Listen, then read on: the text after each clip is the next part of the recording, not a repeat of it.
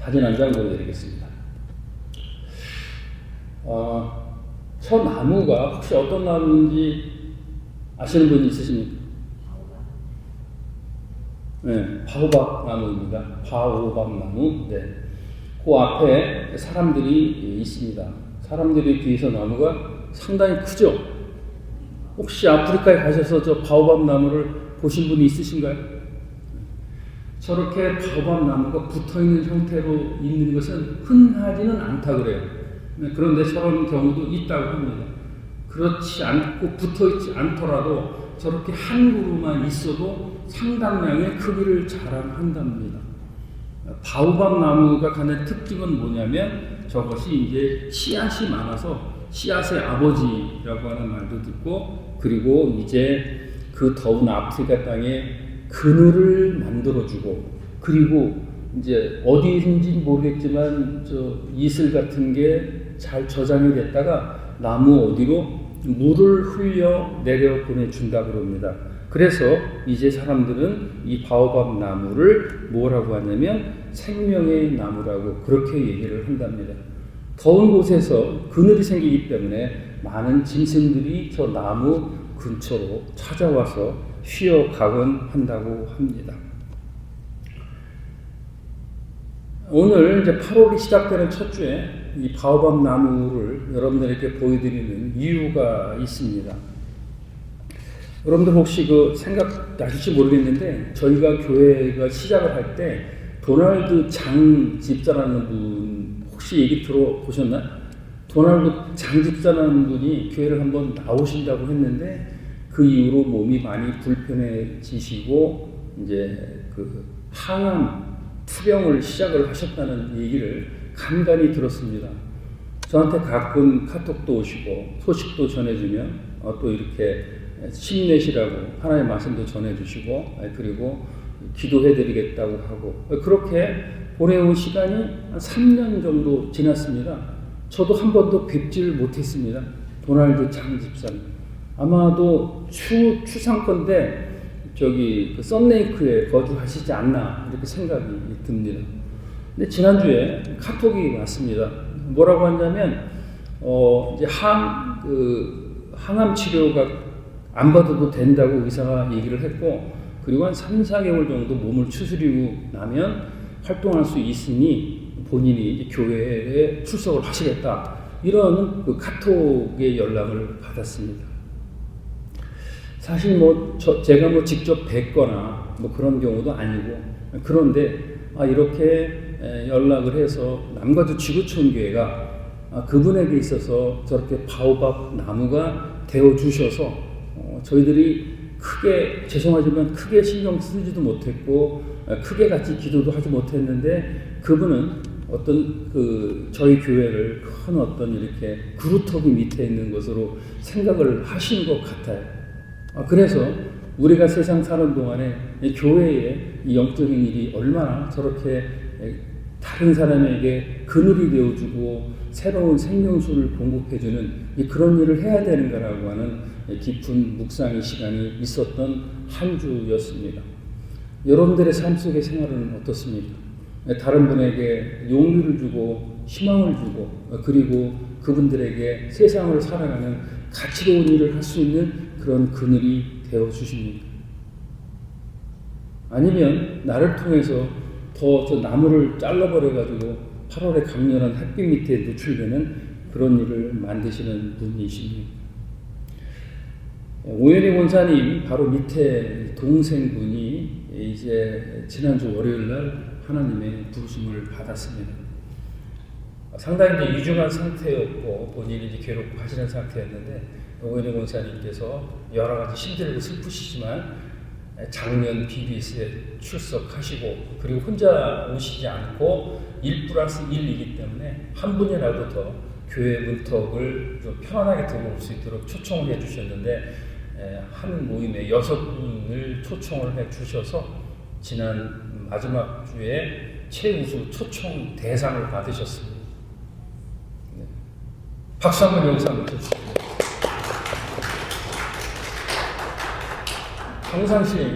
평상시였어도 박수를 받을 일이지만 여러 가지 어렵고 슬픈고 힘든 가운데서도 그렇게 세상 사람들에게 아직도 교회 그늘에서 쉬지 못하는 사람에게 교회를 올 수 있는 사랑방 미션으로 중간다리 역할을 감당하는 것, 그것이 바로 바오밥 나무가 주는 의미가 될 것입니다. 이제 하반기 8월의 시작입니다. 저희도 행복나무 축제로 이어지면 급하게 2026년도 이제 막바지로 치닫게 됩니다. 여러분의 중심을 다시 한번 세상 사람들을 쉬게 하는 예수 그리스도의 그늘에서 평안함을 가질 수 있는 삶으로, 그리고 궁극적으로는 그들을 교회 안으로 들어오게 해서 예배자의 자리로 서게 함으로, 그것이 바로 교회가 존재하는 최고의 목적이 되는 것이고 하나님이 기뻐하시는 여러분들의 삶이 되실 것입니다. 그런 분이 되시기를 주님의 이름으로 축원드립니다. 오늘 이제 역대상 11장 4절로 9절의 말씀을 보면, 이제 다윗이 유대의 왕으로 헤블론에서 7년 6개월의 재위 기간을 갖습니다. 이제 북이스라엘의 그 사울 왕이 죽고 그의 아들 3명도 죽었습니다. 그리고 난 다음에 통합으로 해서 왕국이 생기게 됩니다. 통합으로 왕국이 생기고 난 다음에 다윗이 제일 먼저 한 것이 뭐냐면, 오늘 이제 역대상 11장에 나오는 말씀처럼 여부스 사람들이 차지하고 있는 여부스 성을 공격하는 일이었습니다. 역대상은 누가 지었습니까? 역대상의 지은이, 네. 역대상의 지은이한테 저를 쳐다보시면, 역대상은 지은 사람이 에스라라고 추정을 하지만 정확하게는 미상입니다. 그리고 언제쯤 쓰여졌습니까? 역대상은 예수님이 오시기 한 400에서 450년 전에 쓰여진 책입니다. 다윗의 왕의 혈통으로부터 예수 그리스도의 계보까지를 정리해 놓은 것이 바로 역대상입니다. 그래서 결국에는 다윗이라는 사람의 일생을 조명하면서 다윗에 대한 일생의 조명으로 끝나는 것이 아니라 다윗을 통해서 그 계보를 타고 오시는 예수 그리스도를 조명하는 것이 이 역대상의 목적이 되는 것입니다. 그렇다면 여러분들께 질문 드리겠습니다. 이스라엘의 수도는 어디입니까? 이스라엘의 수도는 어디입니까? 어디? 테레비. 네. 여기서 누가 뭐라 그랬어요? 네? 네? 예루살렘? 이스라엘이 1948년에 독립을 했습니다. 그래서 독립국가로서의 선포를 한 것이 어디냐면 텔아비브였습니다. 텔이 언덕이 들어가 있던 새로운 언덕이라고 하는 그런 제목을 가지고 시작을 해서, 이제 그들은 자기들의 수도는 현재 예루살렘이다라고 얘기를 하지만 이스라엘에 대한 여러 가지 신분적 지위라든가 이런 것이 있기 때문에 그것을 다른 나라들이 성급히 인정을 하지는 못합니다.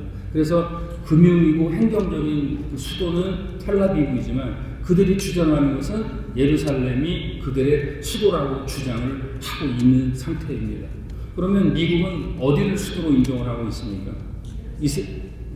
2017년에 미국이 공식적으로 다시 한번 예루살렘의 수도는 이스라엘의 수도는 예루살렘이라고 그렇게 공식적으로 인정을 했고, 그리고 2018년도에 미국 텔아비브에 있는 대사관이 예루살렘으로 이사를 오게 된 겁니다.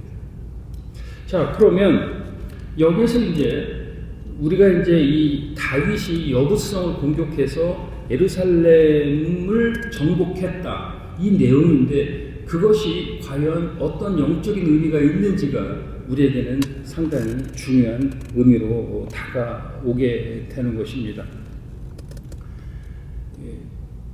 그러면 이제 이스라엘의 맨 처음에 여호수아 시대 때 수도는 어디 있었는지 혹시 생각나십니까? 여호수아 시대의 수도는 어디였냐? 길갈이었습니다. 길갈. 들어보셨죠? 길갈 이후로 그 다음에 수도는 어디였습니까? 그게 바로 실로였습니다. 실로.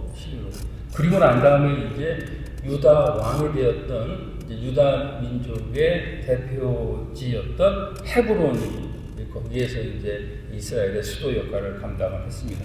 그리고 난 다음에 이제 여부스 성을 점령을 하고 그리고 다윗 성이라고 이름을 바꾸고 중수를 하고 그리고 에루살렘이라고 수도가 칭하게 된 겁니다. 그런데 그러면은 이제 에루살렘이 수도로 정하게 된 중요한 요소가 있는데 그것을 몇 가지 정리를 해보면은 첫 번째로 다윗이 에루살렘을 수도로 정한 이유는 뭐냐면 거기가 여러 지파 중에서 12지파에서 어느 한 지파에 소속되지 않고 12지파의 가장 중심이 되는 곳이었다라고 하는 것입니다.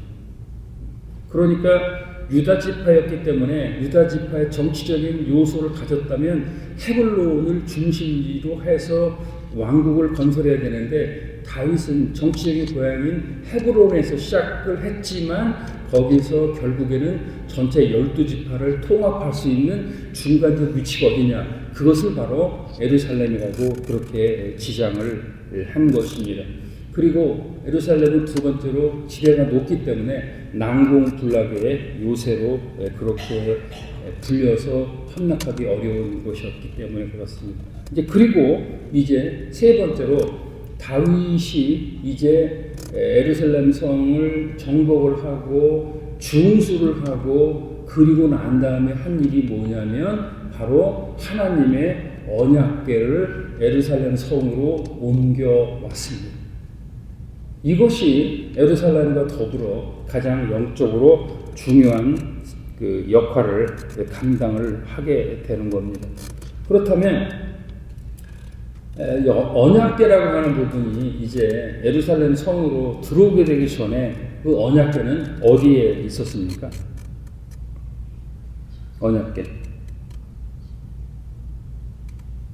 언약궤가 어디 있었을까요? 예루살렘 성으로 들어오기 전에.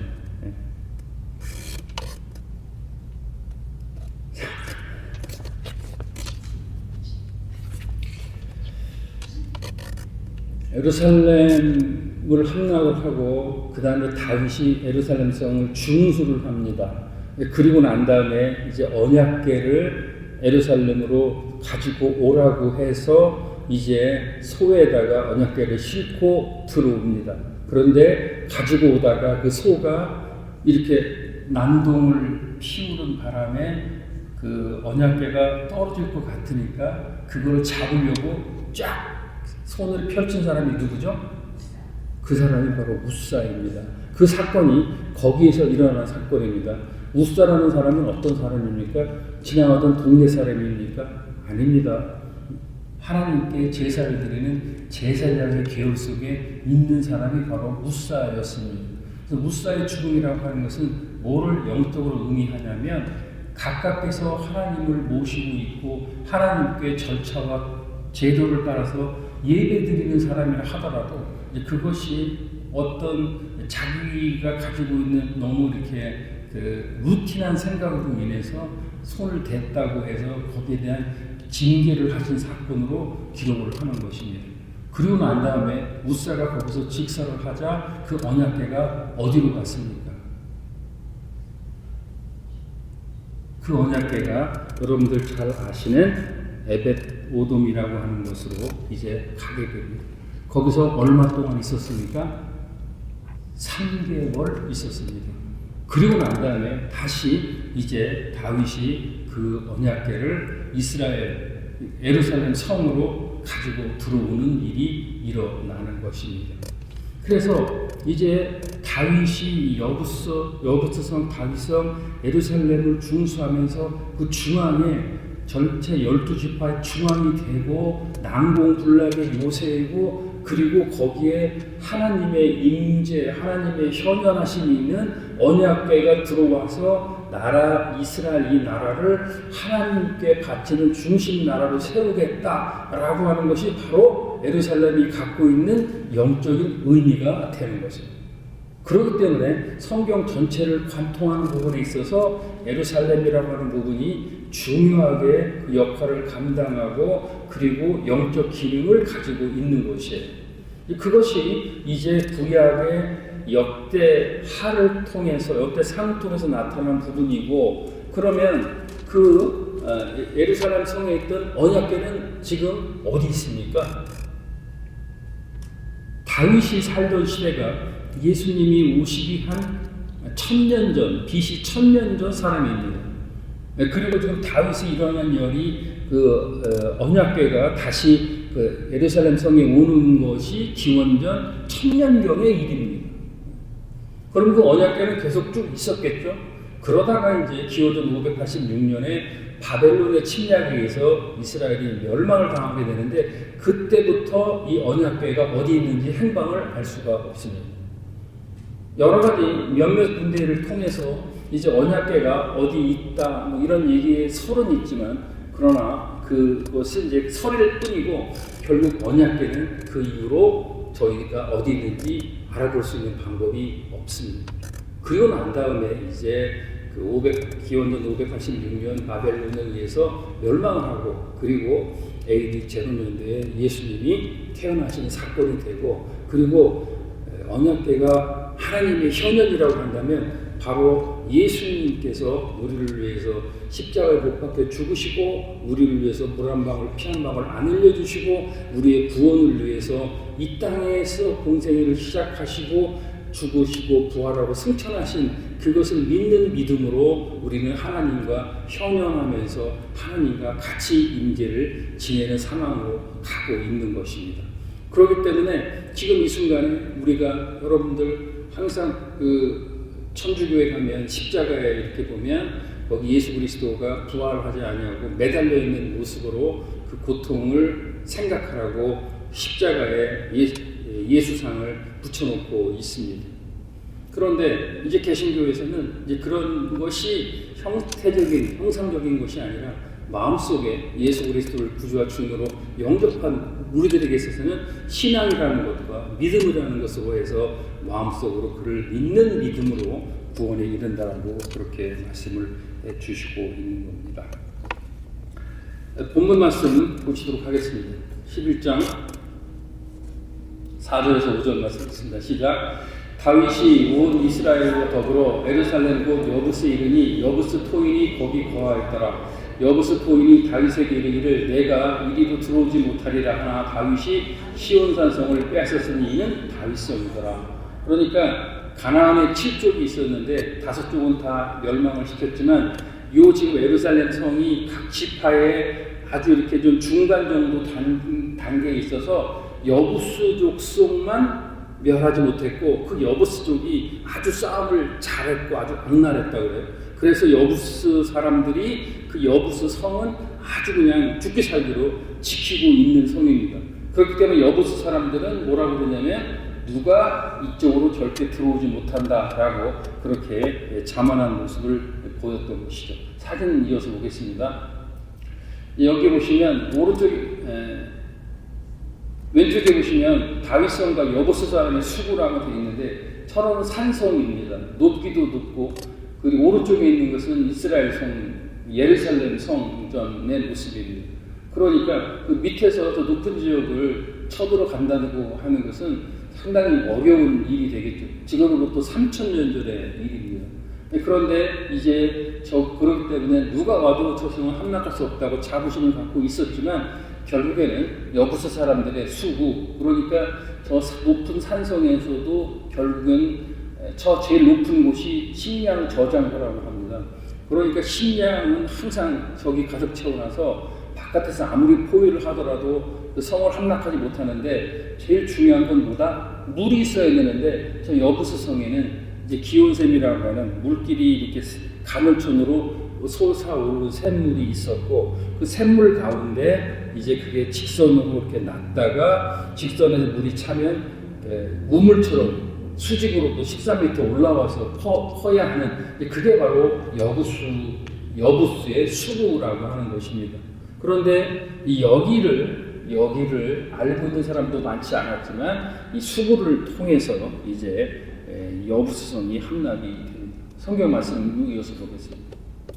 읽습니다. 시작. 다윗이 가로되 먼저 여부스 사람을 치는 자는 두목과 장관을 삼으리라 하였더니 스루야의 아들 요압이 먼저 올라갔으므로 두목이 되었고, 지금 여기서 다윗이 얘기를 했는데 여부스 사람을 먼저 치는 자는 두목과 장관을 삼겠다라고 했는데, 그런데 이 시대에 여기 보면 스루야의 아들 요압이 먼저 올라갔다라고 그렇게 되어 있습니다.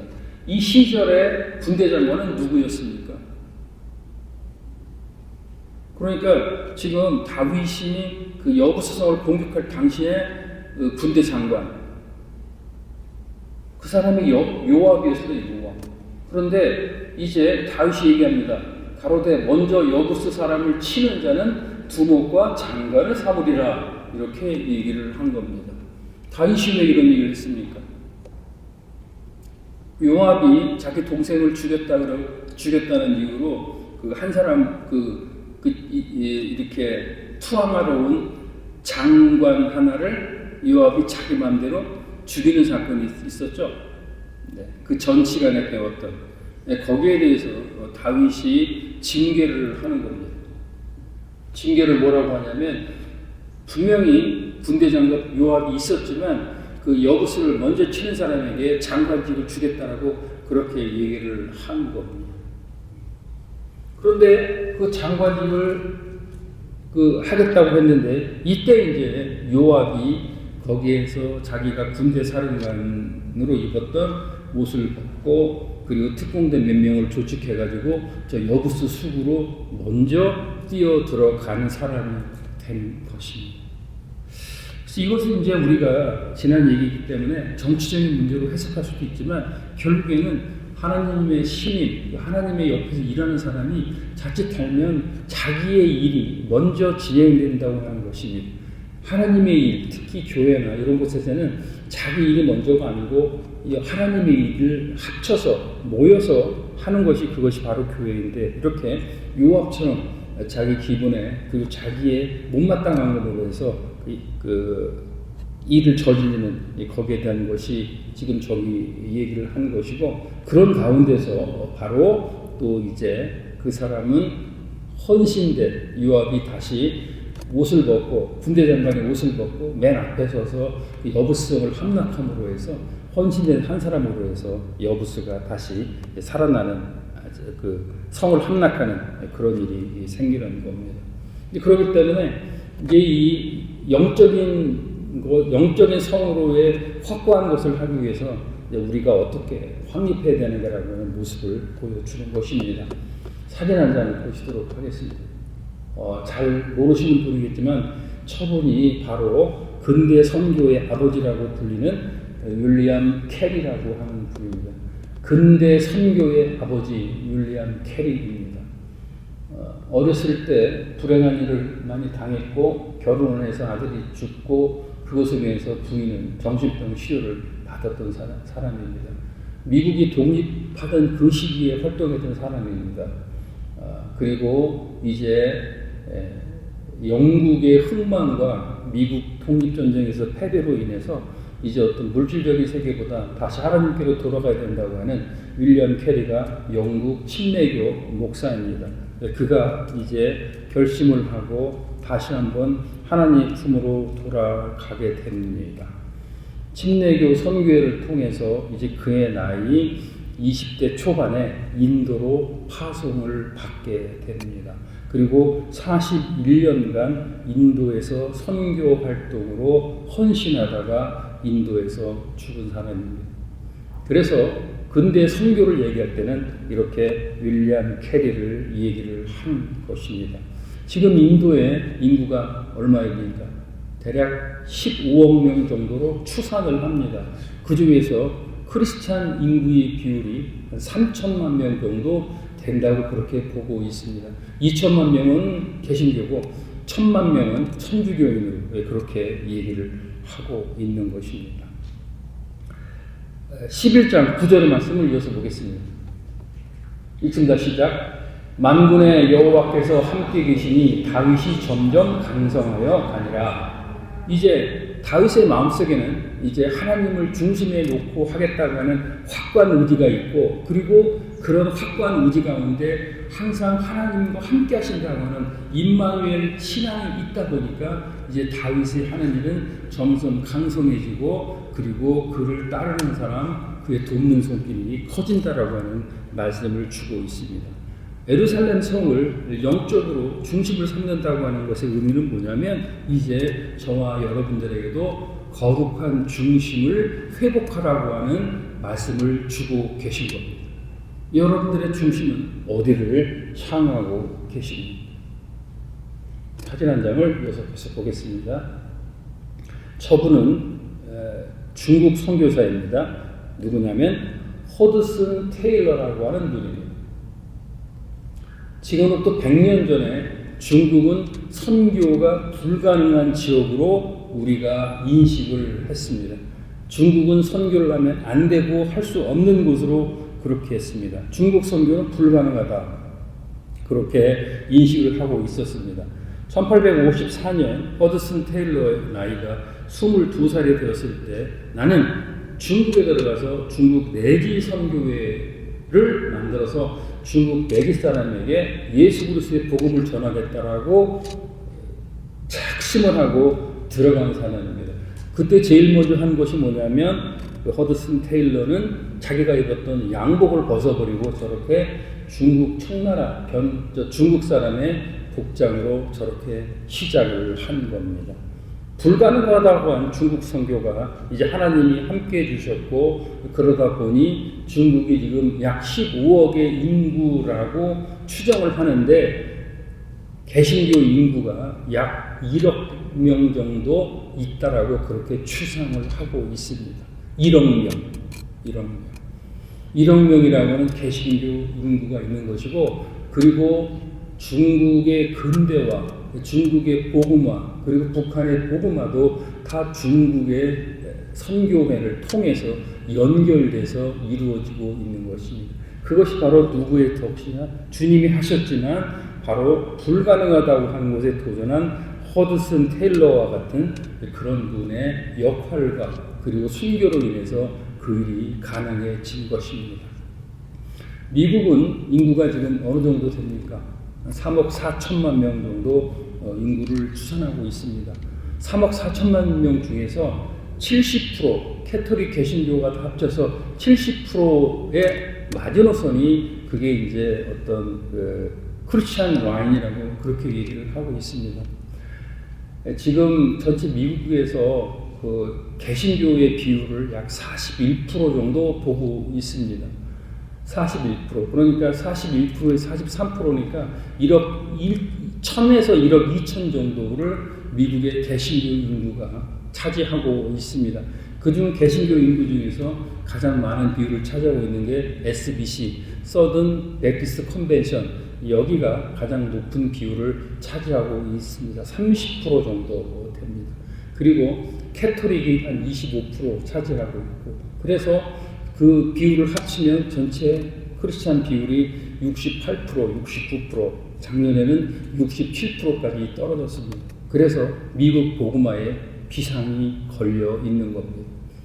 그래서 이제 각 교단에서 특히 개신교를 대표하는 SBC에서는 그 전도하는 문제를 그 전체 교회 따로 교단 따로 이렇게 가서는 안 된다고 하는 위기 의식이 확장이 돼서 오퍼레이팅은 이렇게 교회에서 하지만 나머지 전략 수립과 그리고 어떤 서포팅은 교단에서 한다, 이런 정책으로 바뀌게 된 겁니다.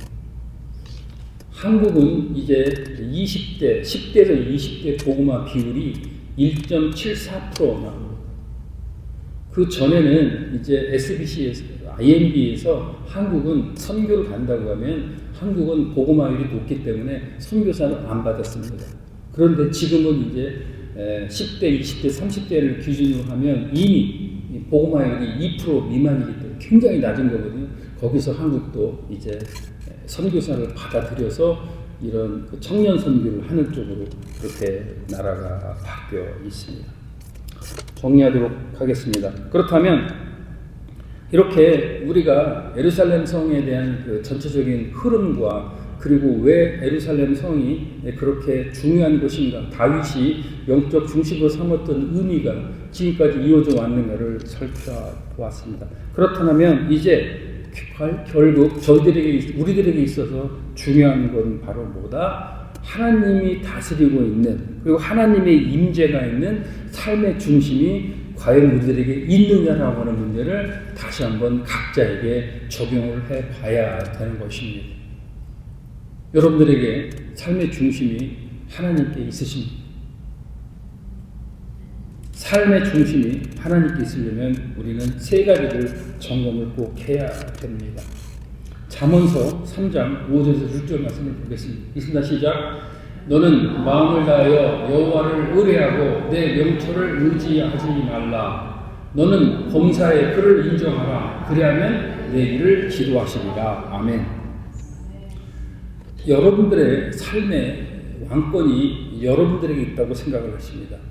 삶의 이제 권자를 우리들의 것이 아니고 나의 것이 아닙니다. 나의 삶의 주인은 바로 누구십니까?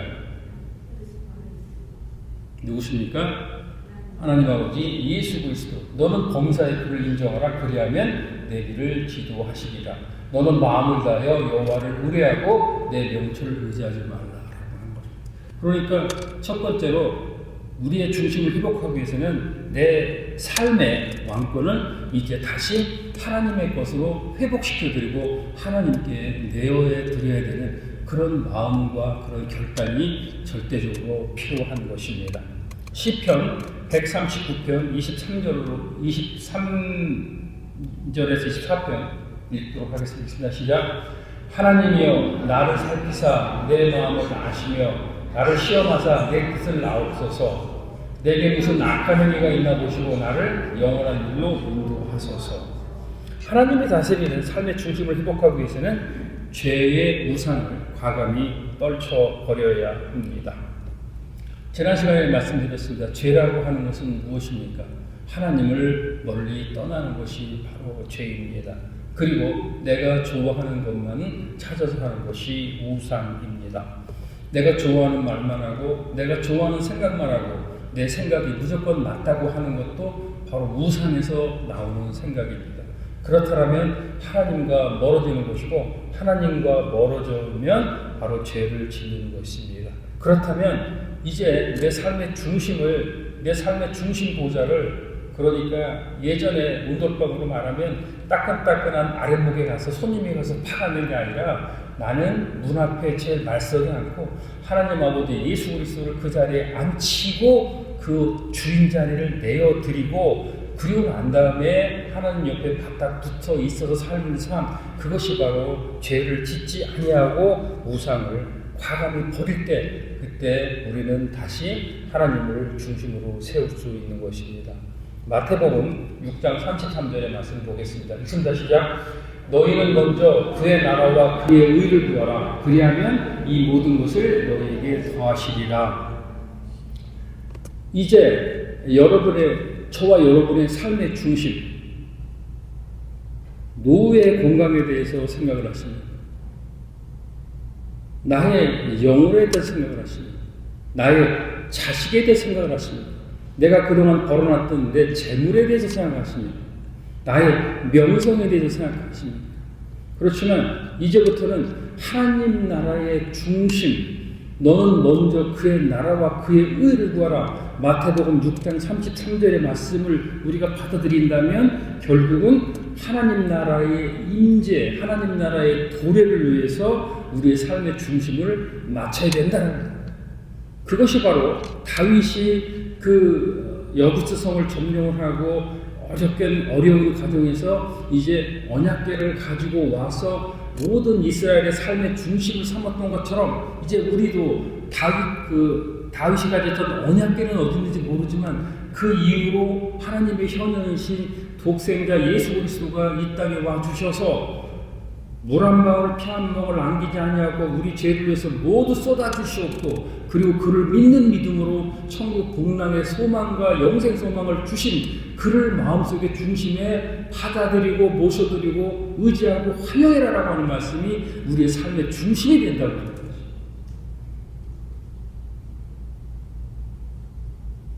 주일날 한 번 듣고 이 시간 듣고 교회에서 하는 얘기만 하고 끝나는 것이 아니라 이런 얘기에 외침이 마디가 있고 그리고 교회에서 해야 될 일이고 내가 해야 될 일이고 그렇다면 여러분들은 이제 이 말씀을 뼈에 사무치게 들으셔야 돼요.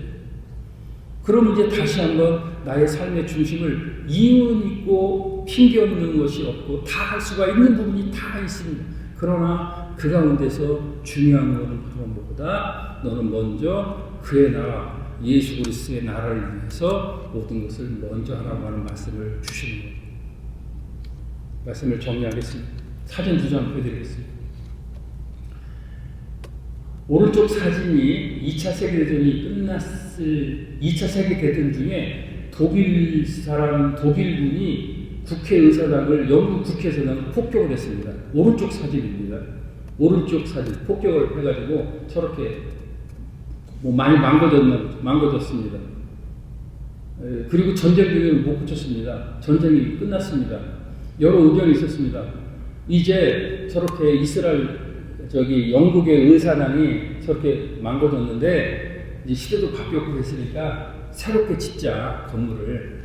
그리고 아니다. 뭐 새롭게 짓냐. 옛날 것을 그대로 복원하자라고 하는 의견이 났었는데 처칠이 거기 지금 왼쪽에 마이크 들고 있는 사람이 처칠입니다. 그분이 주장을 한 게 뭐냐면 옛날 있는 그대로 국회의사당을 지어야 됩니다. 라고 의견을 냈고 그리고 난 다음에 저렇게 다시 국회의사당이 옛날 모습대로 그대로 복원이 됐고 그가 연설을 합니다. 마지막 개원 연설을 할 때 그렇게 얘기합니다. 우리가 영국 국회의사당을 지었습니다. 그 이후에 국회의사당 건물이 우리 영국과 우리를 지켰습니다. 그 얘기를 하게 됩니다. 그것은 뭐냐면 저렇게 우리가 국회의사당을 졌단 말이에요.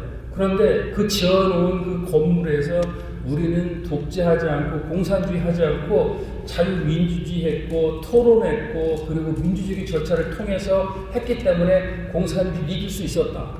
그러니 이제 우리는 그 전통을 절대 잊어서는 안 된다라고 하는 것이 그의 연설이었습니다. 주일날 교회 나와서 예수 그리스도의 복음을 듣습니다. 그리고 예수 그리스도의 복음대로 살지 못하는 것을 회개합니다.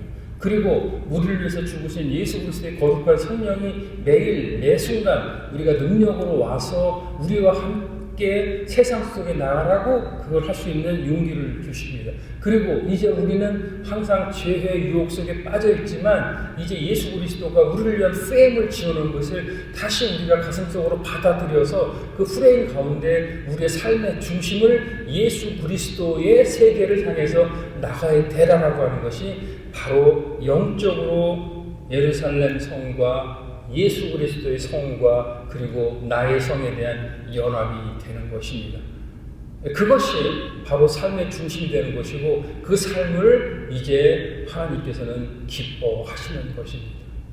이제 잠시 흐트러져 있던 여러 가지 어려웠던 그런 흔들렸던 중심에서 다시 한번 예수 그리스도를 거룩한 중심으로 회복하는 저와 여러분이 되시기를 주님의 이름으로 축원드리겠습니다.